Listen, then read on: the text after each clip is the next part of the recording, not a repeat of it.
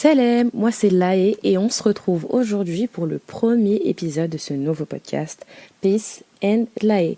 Si tu cherches à sortir de ta zone de confort, que tu veux prendre du temps pour toi et agir sur ta vie, que tu veux redécouvrir des notions de ton quotidien et te cultiver, bienvenue sur Peace and Lae, ton rendez-vous self-love de la semaine conçu spécialement pour les femmes en quête de bien-être.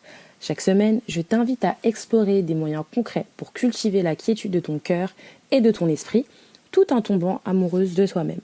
Ensemble, nous allons redécouvrir des notions essentielles de ton quotidien et de t'inspirer à travers des sujets qui te permettront d'avoir des conversations profondes et enrichissantes avec toi-même ou ton entourage. Si tu es prête à démarrer ce voyage, abonne-toi dès maintenant pour ne manquer aucun épisode et rejoins notre communauté dédiée à l'épanouissement personnel des femmes et de la société. De moi pour vous. Ce premier épisode parle de la paix. Alors pour moi, c'est une notion super importante et comme je vous l'ai expliqué, c'est ce que j'aimerais transmettre à travers ce podcast. Donc la paix est définie selon le dictionnaire Larousse comme étant un état de quelqu'un qui jouit du calme intérieur, de la tranquillité de l'âme. En islam, la paix est une notion bien identifiée et se traduit en arabe par salam. La gratitude et la tranquillité font pour moi partie des valeurs à nourrir en tant que croyant, en tant qu'individu, en tant que femme. J'aime le terme sakina qui est traduit par la sérénité. Et pour moi, la paix et la sérénité sont deux notions très en lien. Donc, je vais essayer de te proposer 3 leviers pour avancer dans cette quête de la paix. Quête qui est pour moi importante et centrale, surtout en tant que femme, pour s'épanouir et évoluer. Alors, le premier levier que je te présente pour avancer dans cette quête de paix, de tranquillité, de sérénité, c'est tout simplement déjà de la trouver. C'est-à-dire que tu vas identifier ce qui te fait du bien et qui te procure un sentiment de bien-être. Prends une feuille, ouvre une note dans ton téléphone, comme tu souhaites, et fais un peu le tour de ce qui va, de ce qui ne va pas dans ta vie. Quelle situation te procure du bien-être? Quelle relation te procure du bien-être? Qu'est-ce que tu aimes? Qu'est-ce que tu n'aimes pas? Et sois aussi attentive à ce qui se passe autour de toi. Là, je te propose un exercice que tu peux mettre en place dès maintenant. À partir d'aujourd'hui, pendant les prochains jours, essaye d'être attentive à ce que tu ressens, à ce que ton cœur ressent, à tes pensées en fait, quand tu es en interaction avec des personnes ou quand tu réalises certaines activités de ton quotidien. C'est-à-dire que quand tu vas au travail avec la boule au ventre et clairement que tu n'as pas envie de te lever aussi, que tu n'as pas envie de discuter avec tes collègues, ce genre de choses, qu'il y a constamment des conflits avec ton employeur, par exemple, c'est peut-être que cette chose, c'est clairement pas ta paix, que ce travail-là n'est clairement pas ta paix. Si au contraire, ça se passe super bien et tu es super contente de te lever pour aller au boulot, là c'est signe que ça se passe bien à ce niveau-là. En fait, tu vas essayer de faire un peu un balayage de ta vie. Prends le temps, mets sur pause, fais le point. Est-ce que ta relation avec ta famille te convient? Spirituellement, c'est comment? Tes fréquentations, tout ça. Mets de côté ton cœur et sois rationnel. Parce que généralement, notre intuition et nos ressentis ne nous trompent pas. S'il y a quelque chose avec lequel nous ne sommes pas en accord, on va avoir des petits signes avant-coureurs. Donc, sois honnête avec toi-même et fais le point à ce niveau-là. Identifie ce qui te fait du bien et trouve les prémices de cette paix. Le deuxième levier que moi, je te propose pour avancer dans cette quête, c'est qu'une fois que tu as trouvé ce qui te fait du bien, cultive cette paix. Je vais te présenter une métaphore qu'on m'a expliquée quand j'étais un peu plus jeune, de la part d'une de mes grandes sœurs. C'est la métaphore du lac. Imagine que ta vie est un lac et que tu avances avec ta barque et tes rames, tranquillement. Et qu'il y a quelqu'un à côté qui passe et qui t'envoie de l'eau, où il y a un banc de poissons qui passe et qui te dérange, ou du bruit qui vient de derrière toi, qui te dérange. Et bah tu prends tes rames et tu fuis le plus loin possible. C'est un peu comme ça.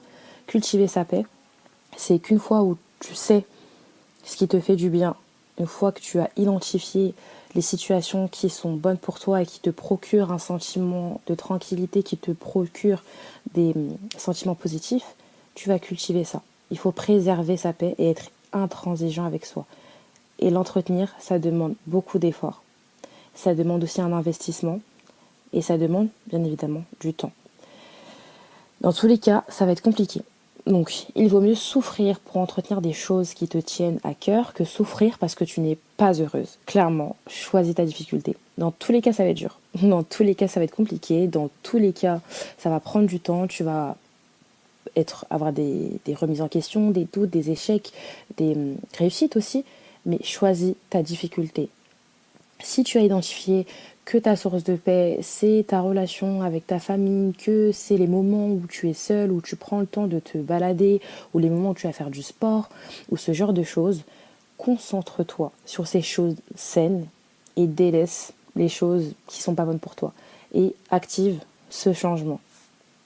Le troisième et dernier levier que je te propose pour avancer dans cette quête de paix, c'est le fait d'être réaliste.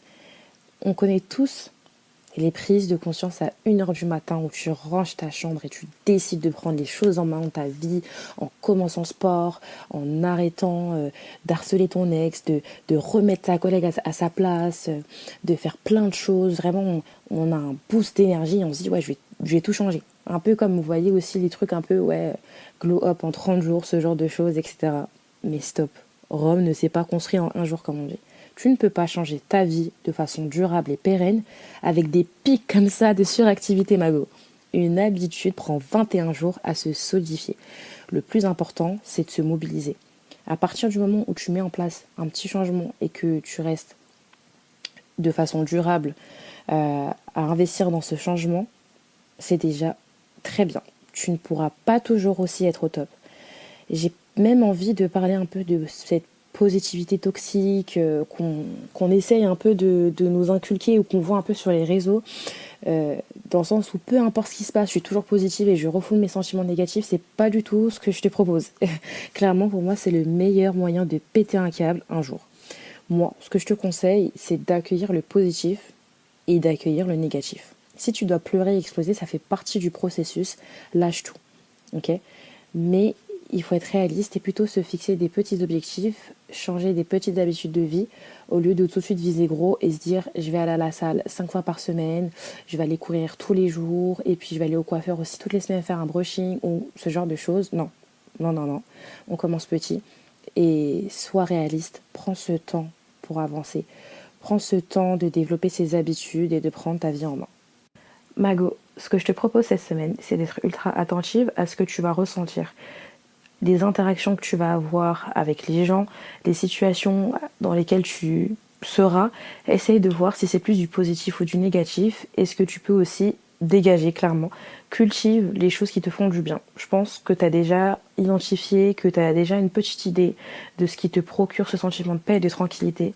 Cette semaine, multiplie à fond ces moments-là. Donc si ce qui te fait du bien, c'est d'aller de te faire masser ou de parler avec ta mère ou de sortir ton chien ou de boire un café, et bah multiplie ces moments-là dans ta semaine pour augmenter ce sentiment de quiétude. Honnêtement, Mago, l'amour pour soi, trouver sa paix, être dans la quiétude, c'est super important. Et clairement, je pense que c'est quelque chose qu'on néglige. Et ça rejoint un peu les notions de santé mentale, de burn-out aussi. Et ralentir, faire le bilan, c'est super important. Et on a tendance à beaucoup porter d'attention à nos relations avec nos parents, nos amis ou nos conjoints. Et on va faire des efforts, on va essayer de s'améliorer pour que la relation se passe bien, pour plaire à l'autre, aussi dans le monde professionnel, hein. On va essayer de faire attention aux mots qu'on va employer pour ne pas blesser l'autre, ce genre de choses. Mais quand est-ce qu'on prend le temps vraiment pour soi? Quand est-ce qu'on prend le temps justement pour réparer cette relation qu'on a avec nous-mêmes? Et justement, c'est une phrase que ma mère me répète depuis que je suis petite. Si tu ne t'aimes pas, personne ne le fera pour toi. Et clairement, c'est ça en fait. Si tu ne t'aimes pas, personne ne le fera pour toi. Si tu n'es pas à l'aise avec ta propre présence, comment veux-tu que les autres soient à l'aise avec ta présence tout simplement?